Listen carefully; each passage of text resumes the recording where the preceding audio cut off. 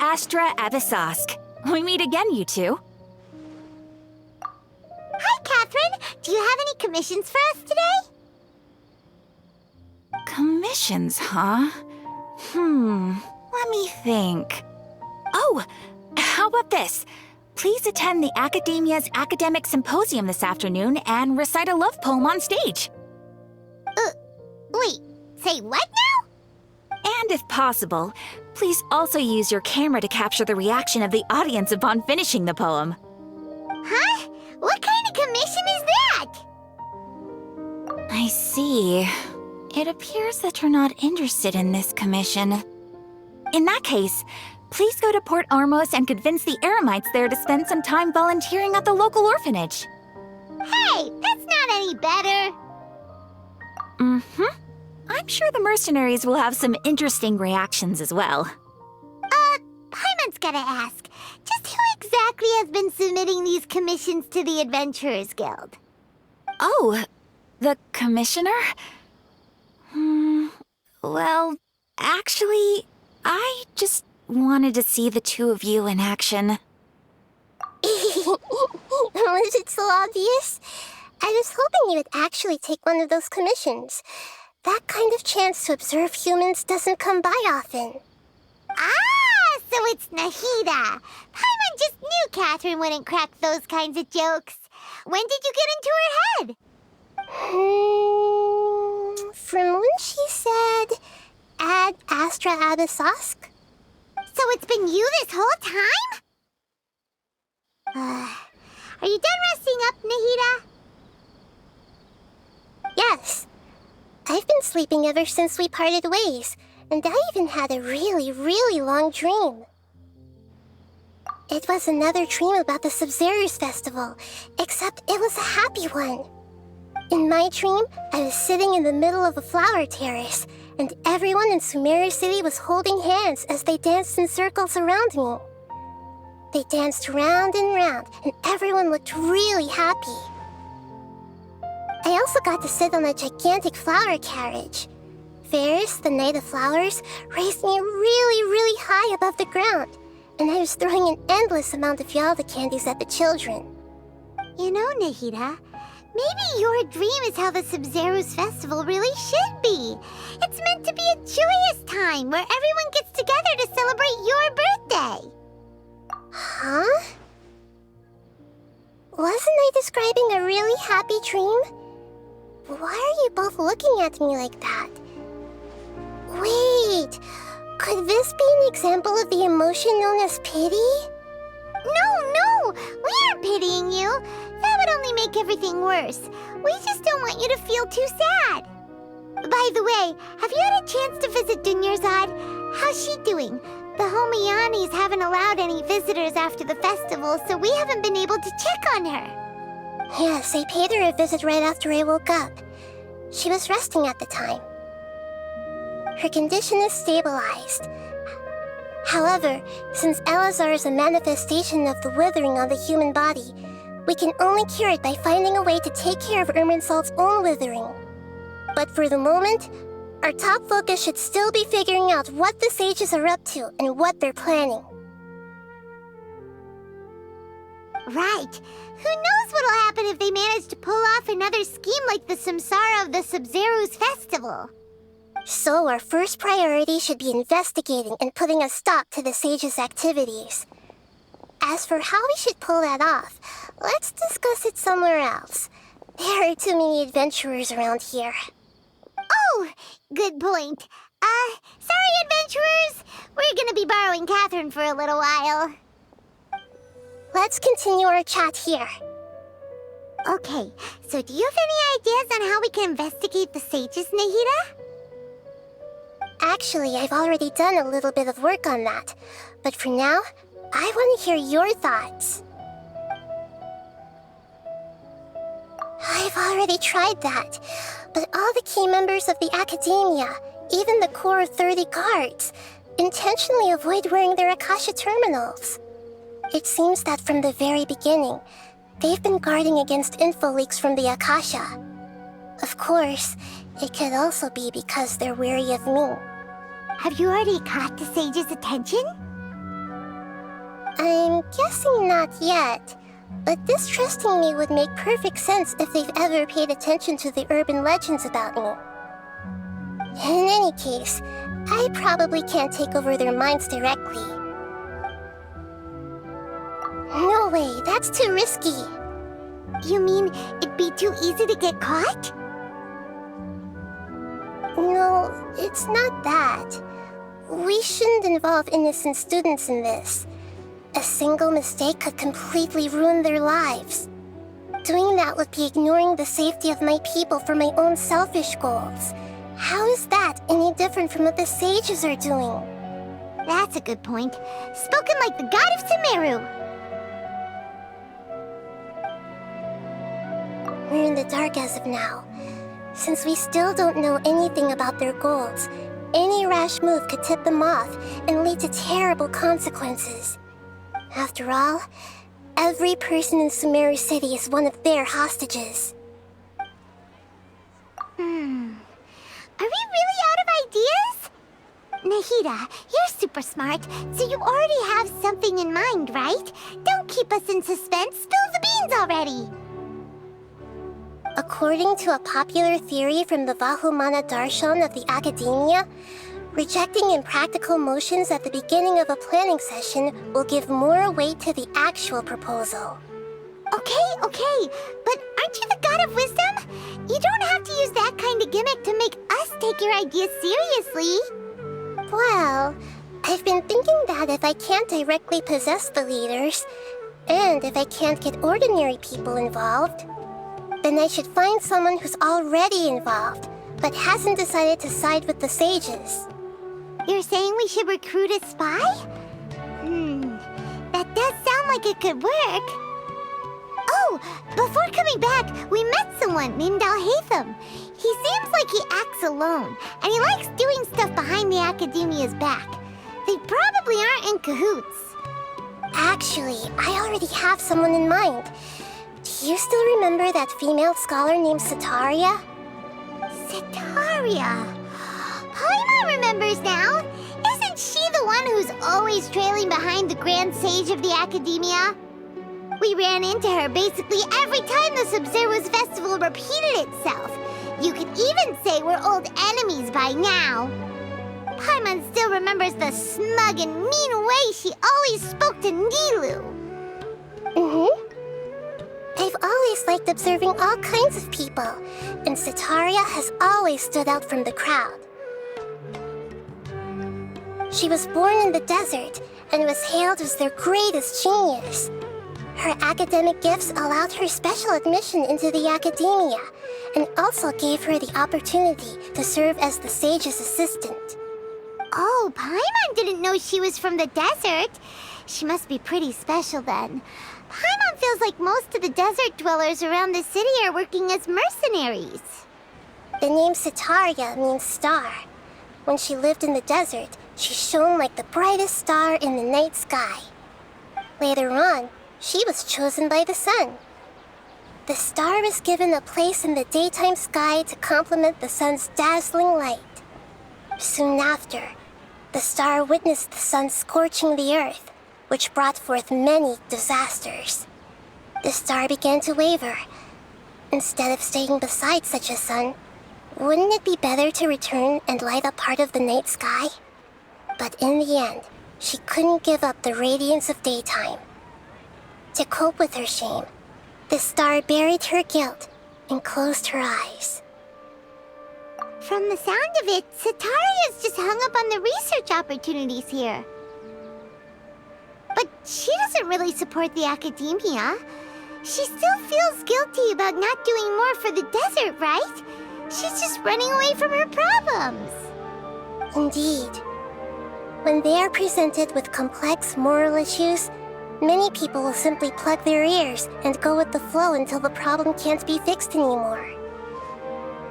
She's suppressing a lot of guilt, but before she realized it, she had already become the sage's accomplice.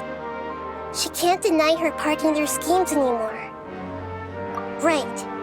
We must somehow make her face her problems again. That way, not only can we get useful intel from her, but she can also use it as an opportunity to redeem herself. From my past observations, Sataria will take a day off from the academia every 10 days to do some shopping in the city. Tomorrow afternoon just happens to be a shopping day for her. That'll be our chance.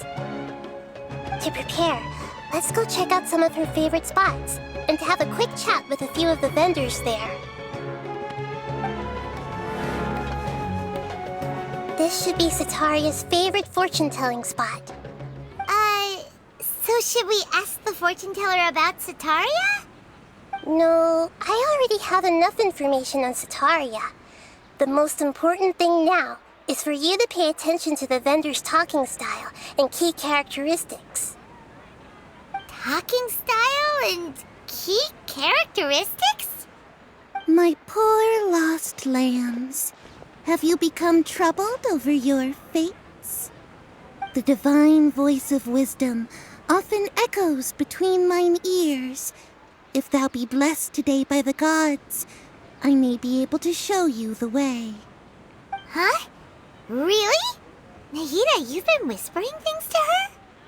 Shh. My friend here has some doubts regarding his future. Can we get a fortune reading for him? Of course, of course. In that case...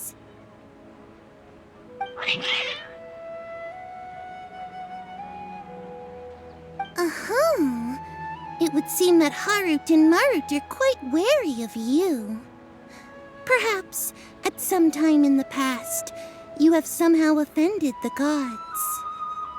Only mocking the god of Animo, questioning the lord of Geo's financial savviness, and brawling with the god of Electro. Do those count? Oh, nothing. Go on, pick an aspect for her to divine. Health prospects, no problem at all.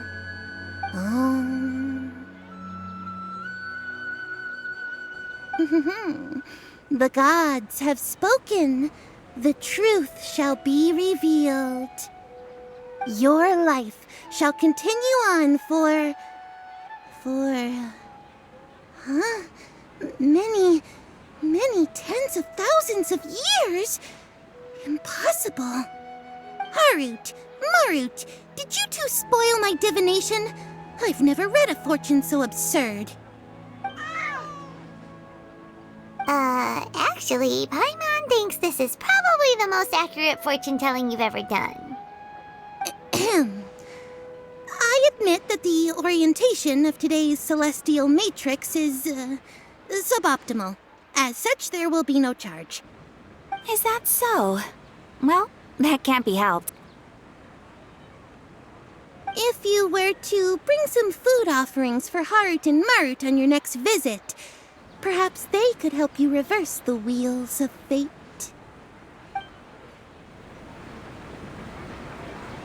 Is this another one of Sataria's favorite stalls? Yep, it belongs to a king. His father helped Sataria a lot when she first moved to Samari City, so she still comes by whenever she has time. When I start talking with him, listen carefully to the details of our conversation. Ah, dear customers! Would you like to look at some pottery? We caught wind of your great craftsmanship, so we specifically came to take a look. Oh, I recognize you. Aren't you Miss Catherine from the Adventurers Guild? Sounds like I'm in for some big business. Speaking of, where did you learn this trade? I suppose you could say it all started with my dad. He's a mason by trade, but I picked up an interest in clay while apprenticing for him. After that, I began making pottery by myself in secret, and I simply changed trades when my works turned out well. Although it's a pity that I'm no longer making much use of the knowledge provided to me by the Akasha. That's nice. You're making a living doing something you love. So is your father still working as a mason? Oh no, not anymore. A few years back, he fell from a roof and broke his leg. Since he had already saved enough Mora over all these years, he's just enjoying the retired life in Port Ormos nowadays. I see. We wish him peace and happiness in his retirement. I'll have someone in charge of logistics at the guild come by another day for some goods. We'll leave you to it. Take care now. No problem. Rest easy, all our goods are sure to meet your every need. This should be our final stop. Setaria's always thinking of this restaurant when she's working at the academia, so she always comes by whenever she's out in the city. Nahida, you've really thought of everything! It's my duty to protect Samara's citizens, after all. Hi there. I feel like I've seen you down by the docks before. Huh? Sorry, I don't quite remember. If I recall, you were having a discussion with someone about shipbuilding at the time. Ah, that's right! I've always been really interested in feats of marine engineering. After all, I grew up in Liyue Harbor and spent my entire childhood staring at the ships going in and out of the port. I came to Sumeru to study, but failed to make it into the academia due to my lack of talent. But I'm still discussing all kinds of problems with different scholars, and I'm continuing to study and perform research from the restaurant's basement. I'm sure I'll get to the academia after their next round of exams. What an admirable spirit for learning. Amazing! Sure, but you'll find hardworking people wherever you go. So this restaurant has a basement as well? Huh. First I've heard of it. That's right. It's not usually open to patrons. Most of the time, employees use it for breaks or to hold private events. I see. Guess that makes sense. Well, good luck with your studies, Miss Chishan. Thank you so much. As long as I can make it into the academia as an official student, I'll be happy. So, was that everybody?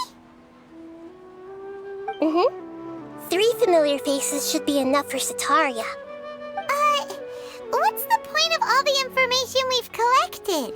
Nahida, you still haven't told us how you're planning to make Setaria face her problems. Setaria is already used to avoiding her problems, so we must find a way to break through her usual sensibilities.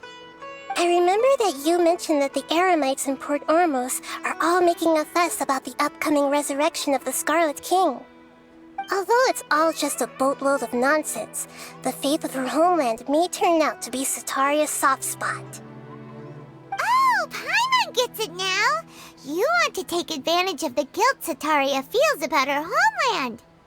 Although she knows she should return home to help the people of the desert, all she's done is conspire with the sages. So how do we set that up?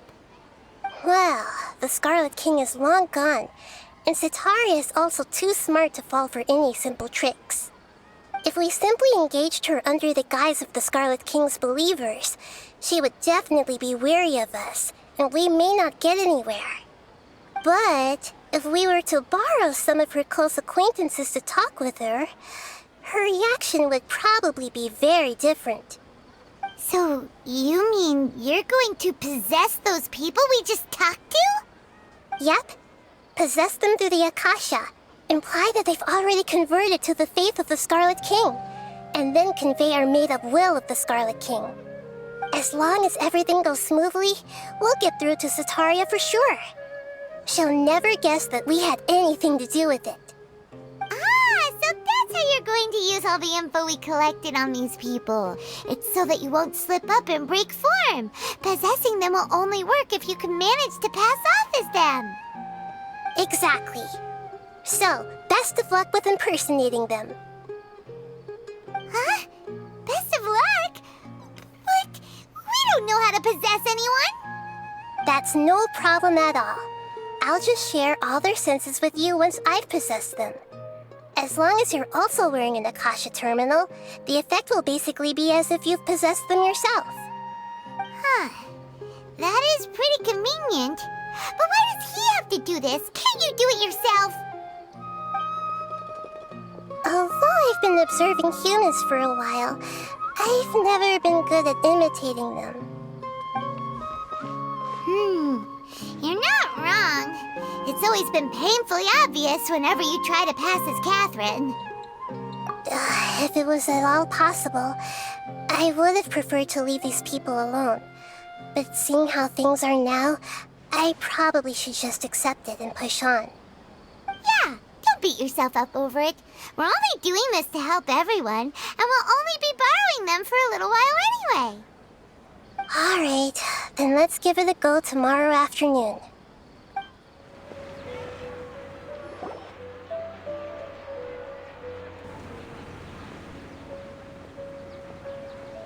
Oh, here she comes. Satori is here. Let's quietly follow her. Once she starts talking to her acquaintances, we'll find a safe spot to begin possessing them. As for how we'll sway her to our side, I'll leave that to you. I trust you'll know what to say. Paimon's starting to feel kind of nervous. Okay, let's go. Looks like they've already started talking. Let's find a hiding spot and get started.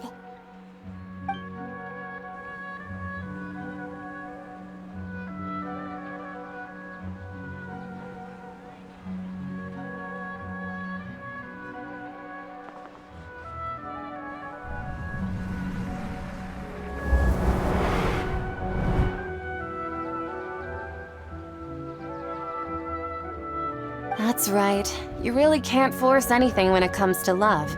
And besides, everyone around me has a very different background and outlook. Are you still listening to me, Nabia? Oh, of course I'm listening. You were talking about troubles with your love life, right? I heard everything you said. Okay then. You just seemed a little distracted for a moment there.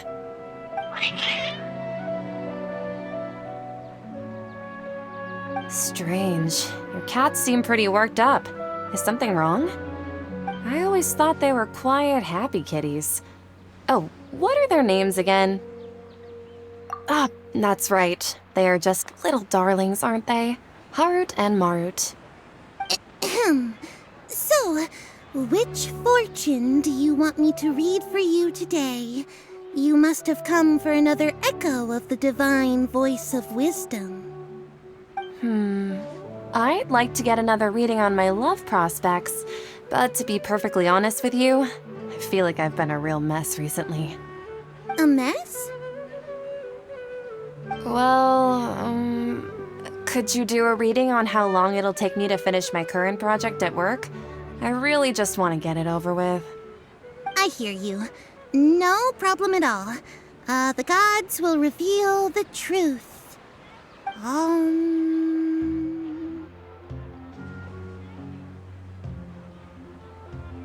The gods are asking, Sataria, why haven't you gone home?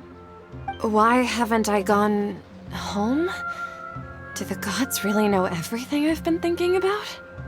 Sataria, why don't you just go home? It's a demand now instead of a question. The gods seem to be truly upset. I'm sorry. I know I failed the gods. Please pass on my most sincere apologies and ask for their divine forgiveness. And if I may ask, Nabia, is there a specific god who's speaking to you right now?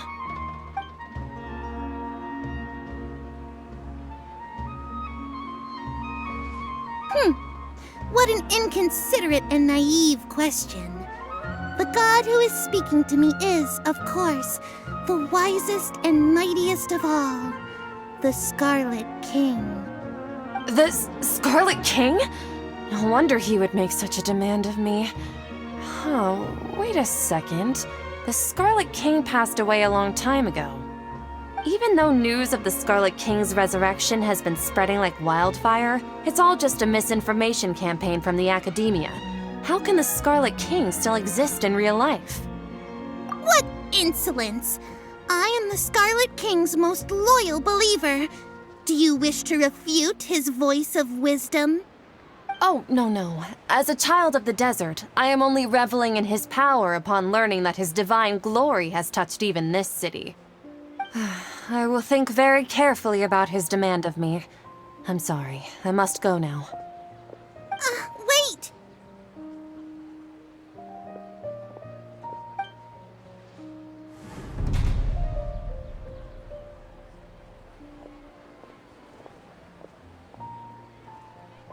Oh, she just ran off in a hurry. She looked pretty upset, too. Well done. Sataria didn't seem to suspect anything amiss. To have something she's been trying desperately to avoid show up out of nowhere and berate her, that must have shaken her to the core. Aw, Nahida, it seems like you understand human emotions really well after all. All I know are some abstract Harvard-taught theories. And in any case, my time with you has shown a lot of them to be utterly useless. I'm still trying to make sense of everything. Anyway, enough of that. Let's hurry and catch up to Sataria.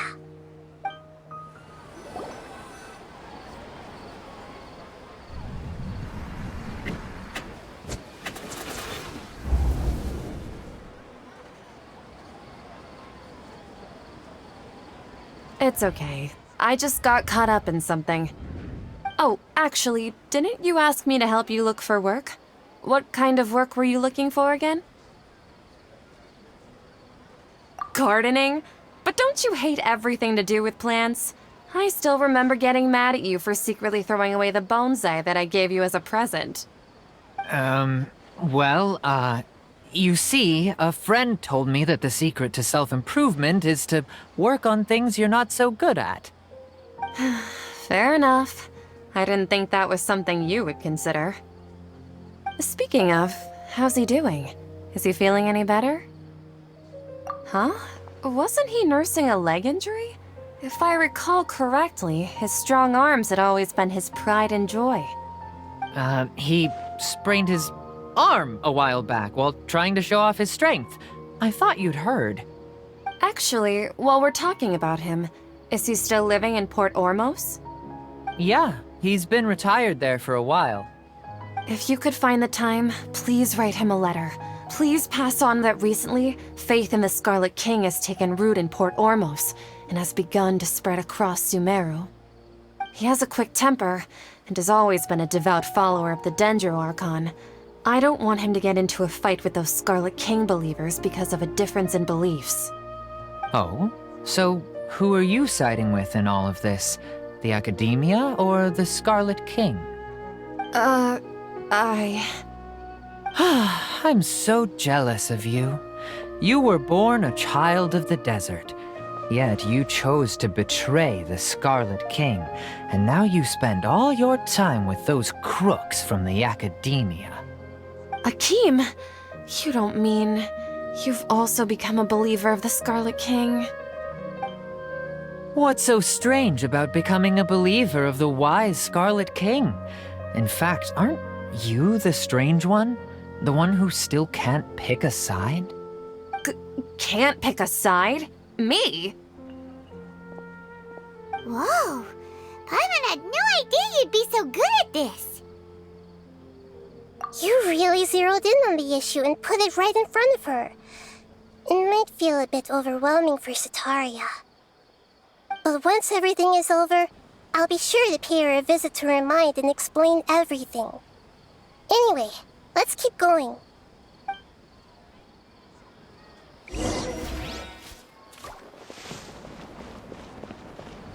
Come on, Sataria's already started talking with...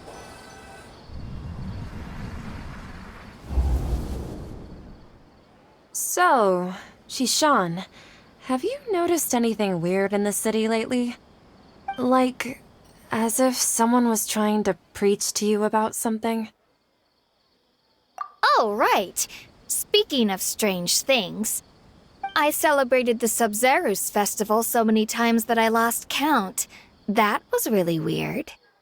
Wait, how could you be aware of that? That should be impossible. Nothing in the report indicated anything like that. Are you still failing to realize that the Academia's lowly tricks could never deceive all of Sumeru's citizens? Jishan, don't tell me that you've converted to the Scarlet King as well! What an absurd question. You make it sound like I should be ashamed for becoming a believer of the Scarlet King. In reality, shouldn't you be the one who is ashamed? You, who worked side by side with the Academia and treated people as nothing more than experimental subjects? Please, please stop! Even now, Satari is still trying to run from her problems. She can no longer justify everything to herself. Hey, she's trying to talk to the guards! What should we do? This is the most important part of all. Quick, get ready. Mercenary, you're a member of the Corps of 30, correct? Please help me pass a message to the Matra right away. The situation in the city is getting out of control. Please, try to remain calm, miss. Tell me what's happening in the city. Heretics are infiltrating the city, and they've already converted many residents to their side. Heretics? What kind of heresy are you talking about? The Scarlet King! Many people I know have suddenly started believing in him, but he's long dead. It's impossible. Miss Sataria, nothing is impossible. You know my name? The Scarlet King is immortal, and all who defy him will one day pay the price. You must face the truth, Sataria. You tread a treacherous path, and the longer you ignore it, the tighter the Academia's grasp on you will become, and the deeper you will be ensnared. Child of the Scarlet King, never forget that the desert that belongs to you lies elsewhere. What's so strange about becoming a believer of the wise Scarlet King? In fact, aren't you the strange one? The one who still can't pick a side? What an absurd question. You make it sound like I should be ashamed for becoming a believer of the Scarlet King. Sataria, why haven't you gone home?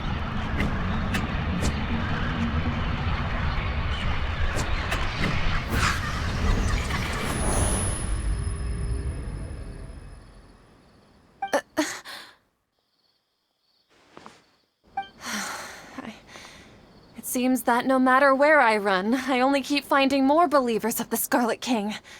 I have to say, this is a familiar feeling. I've also been running from my guilt this whole time. Guilt over my part in the Sage's plans, and from ignoring the letters from the children of my homeland. But no matter how much I may try to ignore or get rid of it, my guilt always comes back. You won't necessarily lose your research opportunities by facing the truth. Besides, did you really want to conduct your research while carrying such heavy feelings of guilt? How do you know me so well? Are you truly just a believer of the Scarlet King? Or are you the god himself? That's not important. The important thing is to pass judgment on the Academia and its sages, and to correct their mistakes. If you could provide some assistance in this matter, perhaps it could serve as a form of atonement. I've actually never believed in the gods, but I've always believed in serendipity. Your appearance must be a fated opportunity for me to get out of this wretched situation. Please tell me, what can I do for you? How much do you know about the sage's current activities? I was just one of the designers for the masked dream harvest scheme, which is what happened around the Sub-Zeru's festival. But I know very little about the full scope of the overall project. I'd assume that only staff with the highest clearance would have access to those confidential documents. I've just been working to meet the Grand Sage's specified requirements. However, there's something that's been really bothering me. I heard that a scholar who was previously expelled has returned to the city, and even the sages are still quite wary of him. To fight against the Academia, we will need to figure out the nature and the purpose of their work. Is there a way for us to get access to the confidential documents you mentioned? It should be possible if we're willing to take some risks. After all, I'm an assistant to the Grand Sage, and I've been working on many tasks outside of the project. One thing, though, I won't be able to transfer the documents to you through the Akasha once I get my hands on them. The sages have always closely monitored all activities within the Akasha. Let me see. Let's use the most primitive method. Send someone to pick up the documents tomorrow evening at the Academia entrance. The Academia entrance. Wouldn't that be too conspicuous? Don't worry about that. I assure you, this won't be a trap. I'm only suggesting this location because it'll draw more scrutiny for me to leave the Academia again. It'll be safest for me to distract the guards long enough to hand you the documents. All right, I trust you. So, if I were to successfully complete this task, would it mean I've atoned for my wrongdoings? That'll depend on the judgment of the Dendro Archon. The Dendro Archon. That's right. Her people are the ones we have endangered.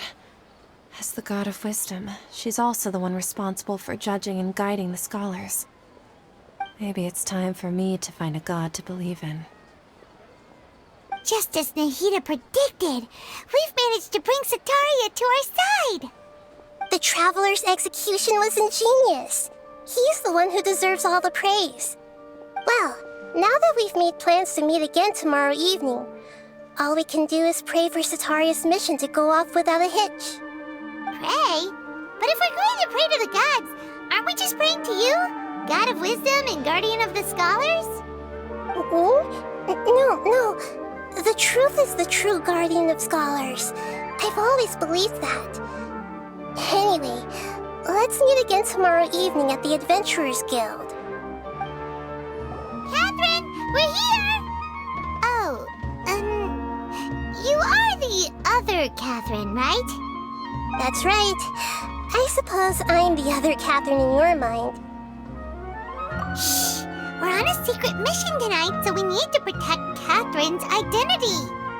Yep, Paimon's right. We cannot fully rule out the chance that the meetup tonight is just a trap. If something were to happen, my existence may be the only trump card we'll be able to play. After all, the Academia should still be unable to confirm the existence of my consciousness in the outside world. Yep, exactly, just what Paimon was thinking. Anyway, enough about that. Let's just make sure to be on our guard. Off? What do you feel is off? It's the middle of the night. Of course it's quiet. You're not getting paranoid, are you? No, I think he's right. It really is a lot quieter than usual. If you look around, there seems to be fewer people on the streets. I'm not sure if this is the case for the entire city, though. Huh. Maybe it's just a coincidence. Maybe Sataria figured out a way to not only distract the guards, but also to get everyone to go to sleep early, just so we can exchange the documents in peace. I also can't quite figure out why things feel a little off. But now that we're here, let's go ahead and meet her as we planned. Well, regardless, as long as you're here with us, Paimon feels a little safer.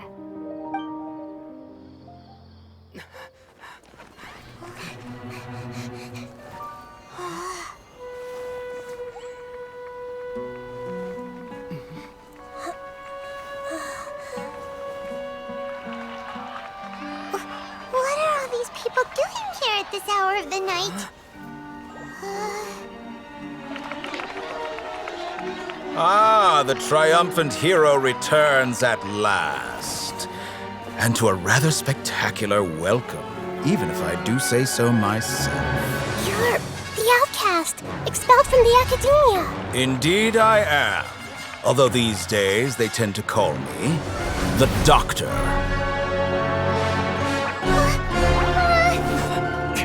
If you're looking for your researcher friend, she has already been taken into confinement. With some basic caution, she could have discovered the listening device on her person. Clearly, she lacks the degree of rigor expected of a true scholar.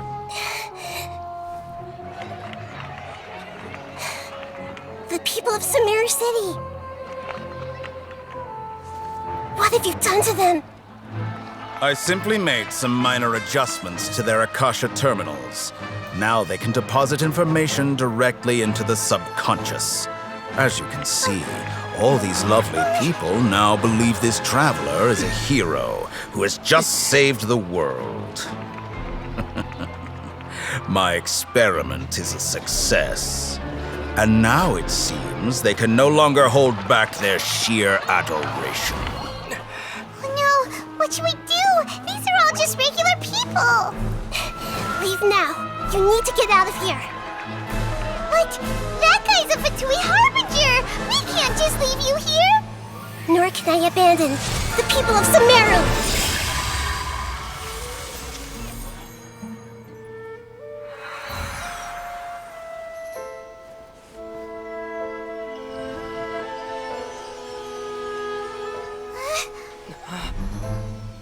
Don't worry. We'll meet again outside of the city.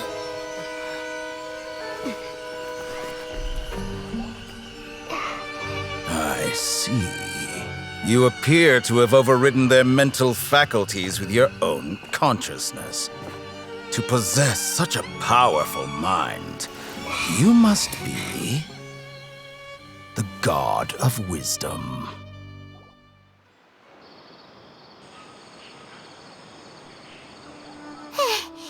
This should be far enough. Whew. Paimon needs to catch her breath first. Is Nahida going to be okay? We only made it out because of her. Paimon wasn't counting on running into a new Harbinger here, let alone such a high-ranking one. That guy was number 2. So scary. He called himself the Doctor. Remember, Tainari told us about him. Sataria did say that someone who once got expelled from the academia came back recently. And that even the sages are wary of him. Yep, sounds like she must have been talking about the Doctor. Yeah, now that the Doctor's in the picture, we're no longer just dealing with the academia. They're in cahoots with the Fatui. But what are the Fatui after this time? Another Gnosis? Yeah, things would be a lot easier with Nahida's help. Nahida said we'll meet again outside of the city. But we can't just keep waiting around, right? You mean... Oh, right! Wasn't he invited by the sages to work on some project when we were staying with him in the Vidia Forest? That has to be the same project. Even though he turned it down at the time, he might still know something. There's no time to lose. Let's go to Gandharvaville.